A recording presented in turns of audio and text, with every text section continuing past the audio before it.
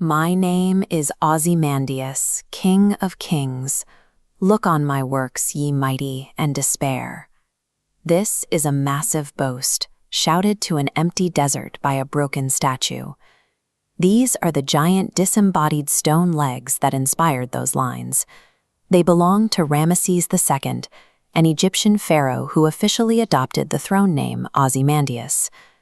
Ramesses was the absolute political and religious monarch of ancient Egypt, a king of kings who claimed to be a living god while expanding his empire through military conquest. When European explorers first uncovered these ruins in the early 19th century, the news caught the attention of Percy Shelley. Shelley was a romantic poet, part of a movement that prioritized intense emotion and individualism over industrial logic. He was also a radical who used his writing to attack the authority of the church and the state. Shelley used the historical figure of Ramesses II to strike at a much closer target, King George III.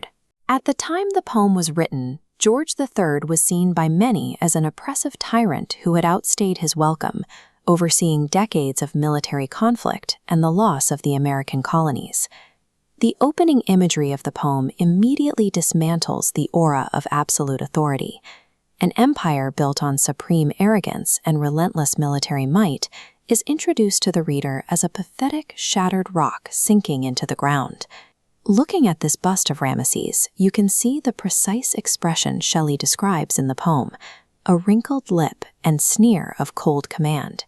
Shelley reinforces this callousness using consonants, which is the repetition of similar consonant sounds in a group of words. The harsh clicking C sounds in the phrase cold command force the reader to mimic the aggressive, unfeeling snap of a military order. The ruler believed his authority elevated him to godhood, and he commanded his sculptors to carve that superiority directly into the stone. But the shattered visage, the imposing face of the statue, ends up serving as a mask for the true vulnerability of his authority. This portrait suggests that the very pride which leads a ruler to commission colossal monuments is the same force that blinds them to the fragility of their own power. Moving the perspective down from the shattered face, the poem directs us to the pedestal. Here, the king's inscription invites the viewer to look upon his works. Yet when the camera pulls back, there is nothing to see but empty horizon.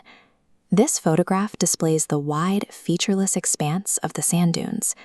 In this setting, the monuments of human culture are stripped of their context, reduced to anonymous stone in a landscape that leaves no room for legacies.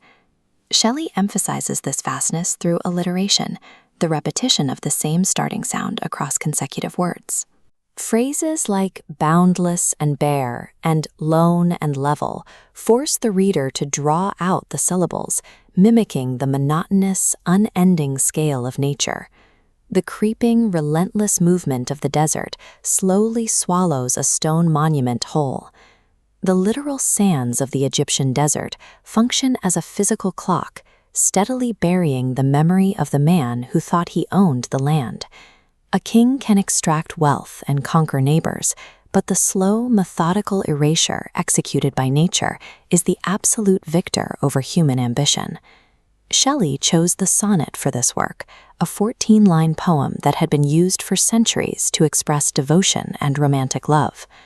By applying this intimate, reverent structure to a brutal tyrant, Shelley highlights the extreme gap between the king's self-love and his actual, broken reality. This diagram breaks down the poem's structure.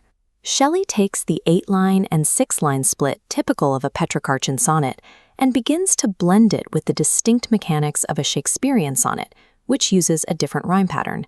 He then applies an irregular rhyme scheme that fails to follow either tradition perfectly. The poem audibly breaks apart as you read it, mirroring the decay of the statue itself. Time and the elements degrade the physical statue, while Shelley's structural rebellion achieves something similar. He proves that even the most rigid literary conventions can be dismantled. If nature eventually wipes out all human empires, it raises a stark question: is human effort completely futile? The poem answers this by pointing us toward the sculptor. The artist's work actually survives on the ruined stone. Shelley writes that the sculptor mocked the king's passions. This carries a dual meaning. The sculptor created a literal physical model of the king, but he also used that model to secretly capture and criticize the king's cruelty. The king commissioned the statue to project eternal glory, but the ultimate result is an eternal record of his tyranny. The empire collapsed, but the artist's critical interpretation of the ruler endured. The artist held the true, lasting human power. They outlasted the dictator by immortalizing his flaws and coldness, completely bypassing the manufactured greatness he demanded the world see. The entire poem is delivered through a careful framing device. The narrator begins by stating, "I met a traveler from an antique land." This immediately places the speaker at a safe distance from the dangerous political subject matter. This second-hand reporting strips the King of Kings of his immediate threat. A grand, terrifying reign of oppression is reduced to a trivial anecdote told by a stranger on the road. This was Shelley's direct warning to the contemporary rulers of his era. Military force and political dominance are temporary illusions. The earth will inevitably reclaim them. True, enduring power does not belong to the tyrants who build empires, but to the unstoppable forces of nature and the subversive artists who write their epitaphs.